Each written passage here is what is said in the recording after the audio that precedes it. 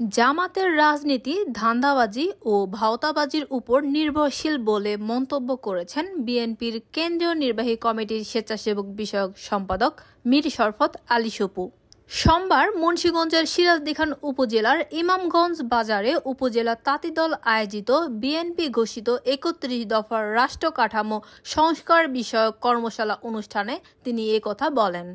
সপু বলেন, শহীদ রাষ্ট্রপতি জিয়াউর রহমান জামাতকে রাজনীতি করার সুযোগ করে দিয়েছিলেন এবং দেশনেত্রী বেগম খালেদা জিয়া তাদের দুইজনকে মন্ত্রিসভায় বসিয়েছিলেন, অথচ আজ তারা তা অস্বীকার করছে এবং আমাদের ভারপ্রাপ্ত চেয়ারম্যান তারেক রহমানকে নিয়ে কটু মন্তব্য করছে।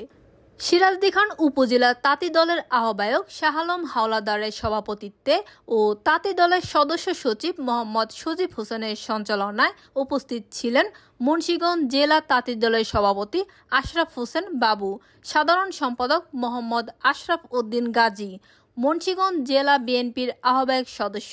আওলাদ হোসেন উজ্জ্বল, জসিম মোল্লা, সিরাজদিখান উপজেলা বিএনপির সাবেক সাধারণ সম্পাদক জসিমউদ্দিন খান খোকন, শ্রীনগর উপজেলা মহিলা দলের সদস্য সচিব কামরুন নাহার চৌধুরী অনু, মুন্সিগঞ্জ জেলা যুবদলের যুগ্ম আহ্বায়ক প্রিন্স নাদিম, জেলা নারী ও শিশু অধিকার ফোরামের সাংগঠনিক সম্পাদক মাহমুদ হাসান ফাহাদ, উপজেলা বিএনপির সভাপতি সাবকাত হুসাইন রকি সহ বিএনপির অঙ্গ সংগঠনের নেতাকর্মীবৃন্দ।